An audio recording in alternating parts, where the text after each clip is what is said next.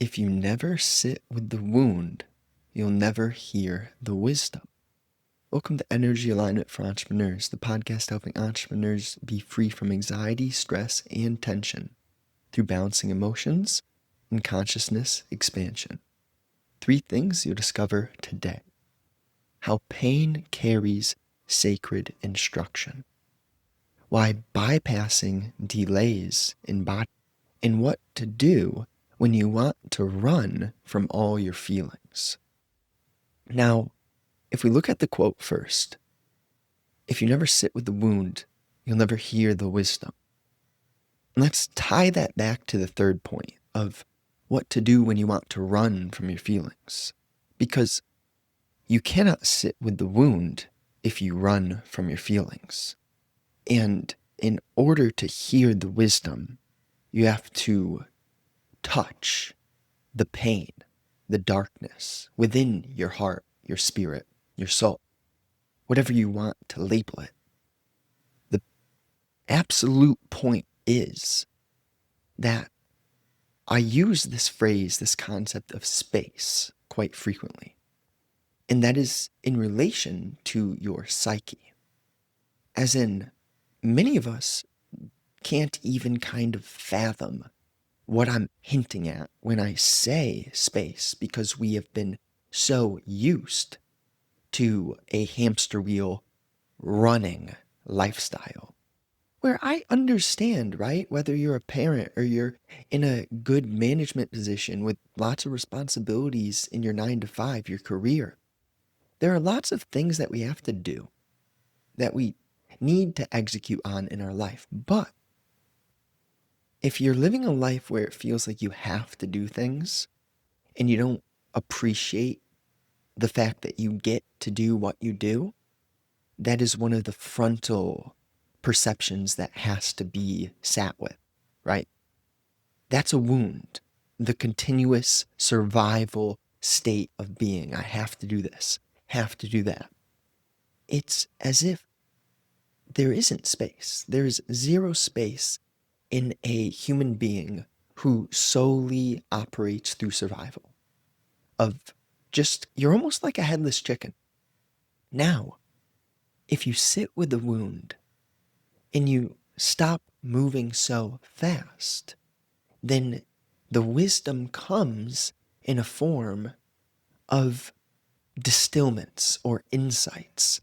Insights that have a different flavor, smell, taste, sound, and overall a different vibration from the average form in which humans operate through, which is thought.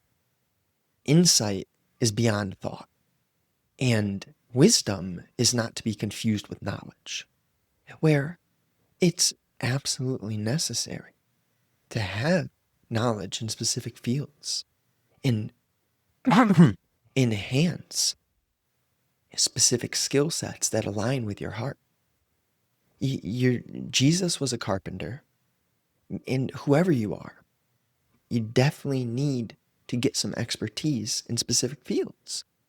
But while doing that, can you let the Spirit guide you toward the skill sets in the fields that you're meant to be in?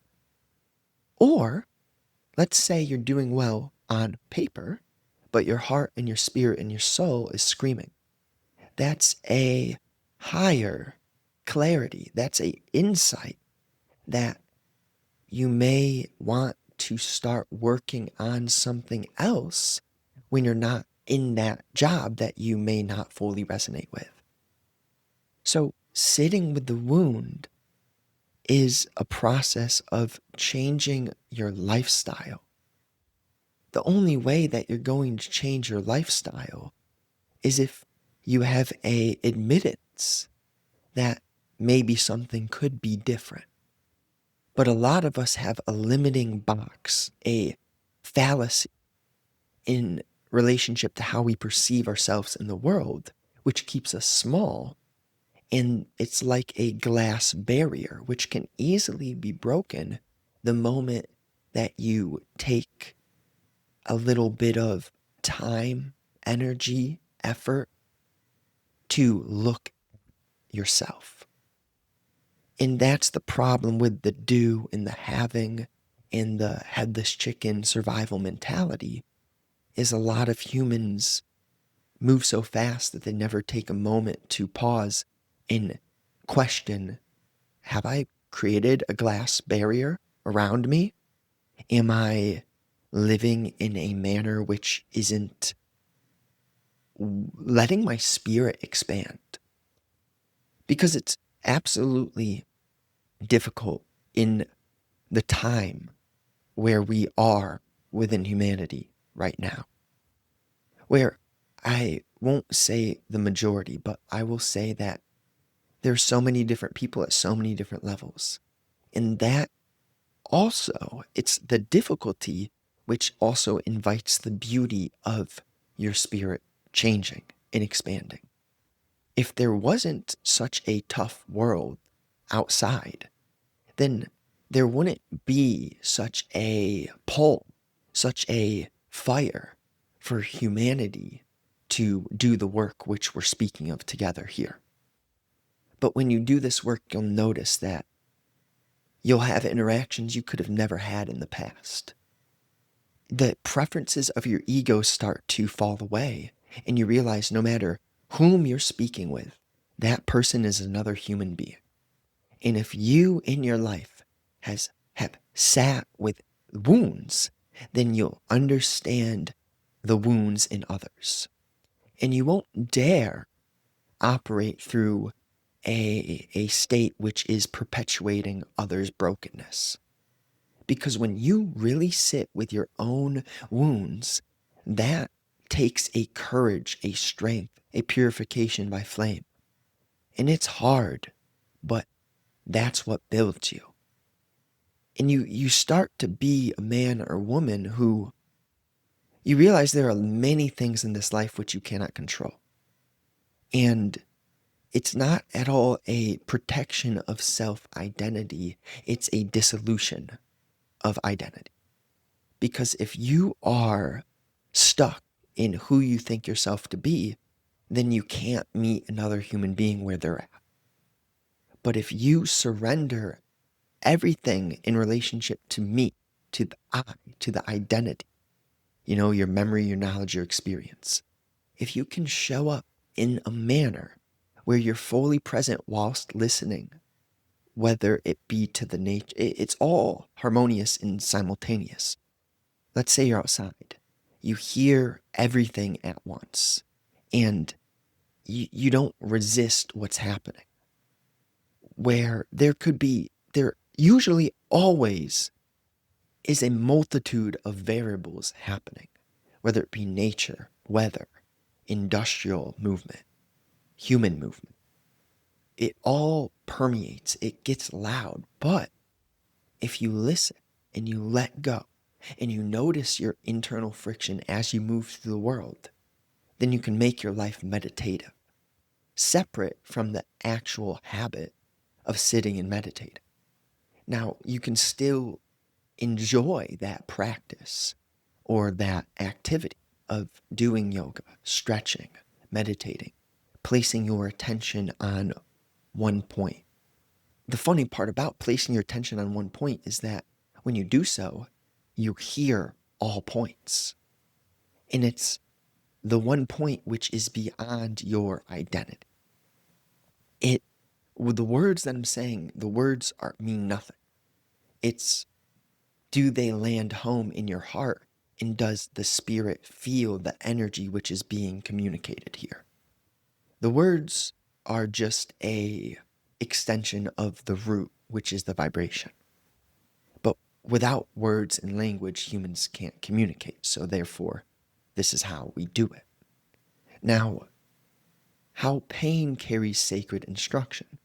It's kind of like the things which you suffer are the opportunity for you to stop suffering. Because each moment you suffer, you get a seed of potentially observing that suffering and learning about the nature of suffering itself. And you cannot ever suffer without thought. And you cannot have thought without your identity. And your identity is composed of your memory and your knowledge. And I list it like that because it is necessary for us as we're walking through life every single day to notice how our ego projects and tints the lens of the one, the third eye, whatever you call it, God clarity. It does. See, this is what I mean, where I could use phrases and labels, but they will never get to the root unless you are listening beyond the words and the labels. When I'm speaking here, I just need you to read between the lines of the words, to listen not to necessarily what I'm saying, but how I'm saying, in the manner in which I'm communicating. Because this is not anything about me. This is about the space which you have the capacity to create within your own spirit. When you do this work, when you sit with your wounds, when you look at the pain which carries the sacred instruction, you understand your relationship to your triggers, your energetic triggers, your emotional triggers. Again, labels. But when you sit with it, you can notice, you can observe your own friction, your tension. The only way you can ever be free of tension and friction and stress and anxiety and pain and suffering and anger and jealousy, the list goes on. You'll only ever be free from all of that by sitting with it, by watching it, by observing it as it arises in your daily movement. And also in your meditative practices. That's daily movement. See, the thing about meditation is we have to take it out of the practice. It cannot be just something that we feel peaceful when we're doing it. And it was hard for me, but I stopped meditating for years and I'm doing it again, just experimenting, right? But I wanted to test myself and challenge myself and see, can I still show up peacefully, present, aware, aligned, without having a practice? And of course, there's some things I can't drop, like fitness and eating healthy, and right. And I wouldn't recommend many people drop meditation as a habit either. But I just had to test it out. That's kind of, some of you may have that berserker sort of root. I forget the word, archetype is the word I was looking for. But yeah, we all have different archetypes, and it's important to understand. And like, I kind of feel I'm somewhat like a berserker yet wizard type of, where a warrior, whatever, but poet like too. And I enjoy that. For me, it's fun to have balance. And I think every archetype, the moment you put yourself to one archetype, you've lost it. Because you're a real, alive, aligned human being has nothing to do with rigidity or attachment to a certain lens. Like, I will speak with people all day who disagree with me, and then I'll agree with them that they disagree with me, and I'll still make my points, right? Because I don't speak to be agreed with or disagreed with. I speak to see, are you listening to your own tension? Can you notice your own friction? That's the work. And so the sacred instruction within the pain is these subtle moments of, oh my gosh, my body, my gut, my heart, and my head. But you can't just live in your head, right? And that's the problem with a lot of people is we think way too much. Like, a lot of humans don't trust the intelligence of the body, for example. I'm one of those guys, and this may be the berserker archetype, but I'm one of those guys, like, you rub dirt on the wound. I'll eat off the ground. If I'm picking an apple from a tree that I know isn't sprayed with pesticides, why would I wash the apple? So now that's just me. That's just me with the confidence in my nervous system, the confidence in my spirit. And it's not like a me thing. It's more so if you really consider, the universe is constantly cycling, right? The worms, the vultures, the roadkill, which I don't support roadkill, but things happen, right? And then thankfully we have those sort of animals that clean up dead animals. Of course, humans help too. And ultimately, I can't talk about any utopia nonsense. I just want to talk about the practicalities of what's obvious to change, right? Like, if we don't end world hunger very soon, it's obvious to me we're still like fools because we have such technological advancement. And you're telling me we can't create a sustainable, healthy, free system where humans don't have to depend on killing animals. Now, I'm not saying you can't have eggs or have beef, or you do you, wherever you're at in your journey. I'm not going to villainize anyone, but all simultaneously, I've been getting more and more like, oh, it hurts me to eat animals now. It hurts me. And it's tough because I'm an athlete, so I've been working on different ways to still consume like 160 to 200 grams of protein a day. And that's just part of this evolution. I'm not going to say I got anything figured out. I'm not going to force my perspectives upon you.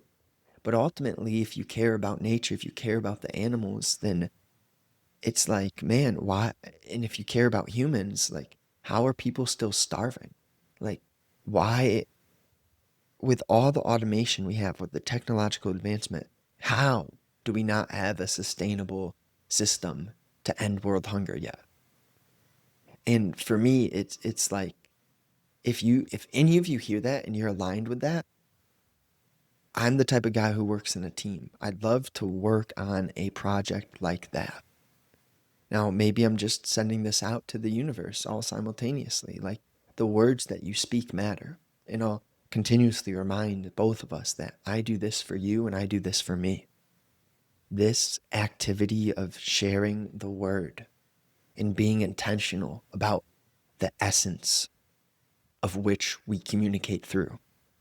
It's important. It's more important than again, the fact that this isn't taught in school systems, this sort of awareness of your vibrational frequency which you're radiating and how to actually change your relationship with yourself and understand thyself. It blows my mind that this stuff is not taught. And it will be taught. It will be. But ultimately, someone has to start. And I'm not saying I'm the only one. There are many people out here doing the work. There are so many people throughout humanity who have caught on to the nature of truth. And the beautiful part about that is the truth has nothing to do with the individual. It has nothing. The truth is what runs through us all.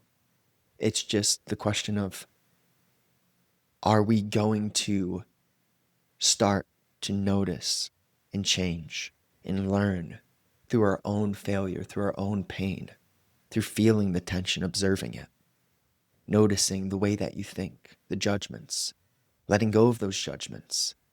Treat thy neighbor like thyself. So if you're judging thy neighbor, why would you expect not to be judged? Do you really want to be judged? Do you like when people judge you? So why judge others? It's a genuine question. It's not any guilt trip. Now, why bypassing delays embodiment? This is why I enjoy speaking slowly, calmly, because we can all get into states, energetic states where we go fast, especially for me when I'm pumped up physically or I'm working physically. And it's okay to feel that way, but it's so important not to always be in a certain way. If you're always one way, you've got a problem, and I can guarantee you that. If on a daily basis you do not change your vibrational states, there is a protective mechanism keeping you. That's the glass box right there. And when you question honestly, consistently, with integrity, whether it be through self-inquiry, whether the written form of self-inquiry or the spoken form, you need to question yourself. You must have skepticism in relationship to the perceptions that you hold. And how were those perceptions derived within your psyche? Have you accepted things without deeply questioning the root of that perception? Now, what to do when you want to run from your feelings? There's nothing wrong with feeling jealous, with feeling guilty, with feeling shame. It's a compass. Your consciousness is showing you. And if you feel a certain way, it's the sitting with the feeling, the wound, that allows for wisdom.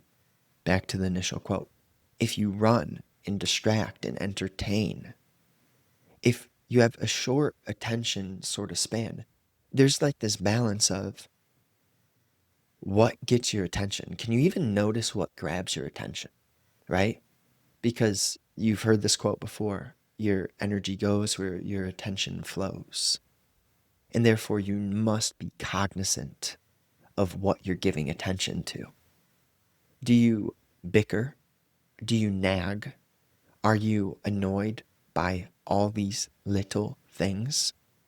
Think sometimes in terms of a scientist, where they do scientific tests. They look at the feedback, the data, and a real true scientist, the only way they can actually be successful is by letting go of their frustration with what the feedback and the data is giving them. Because the data, when sometimes it hurts, right? Because it's not aligned with your preference or your opinion or your bias. And then what a lot of people do is they skew the data, right? They don't even question their bias. They take a subset of data and they don't look at it from all angles.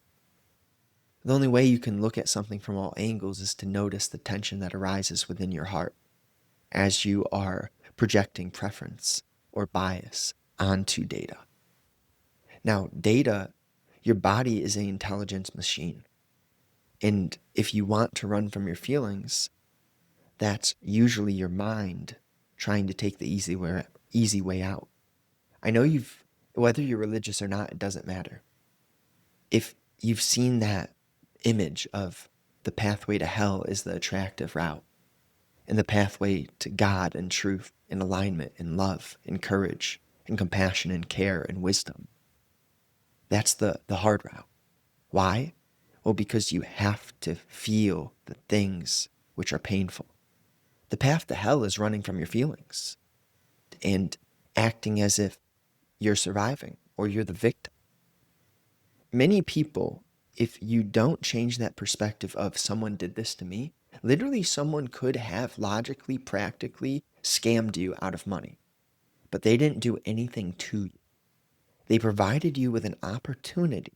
This isn't just a reframe. This, in a kind of glass box or in a subset, you could look at it as a shallow reframe.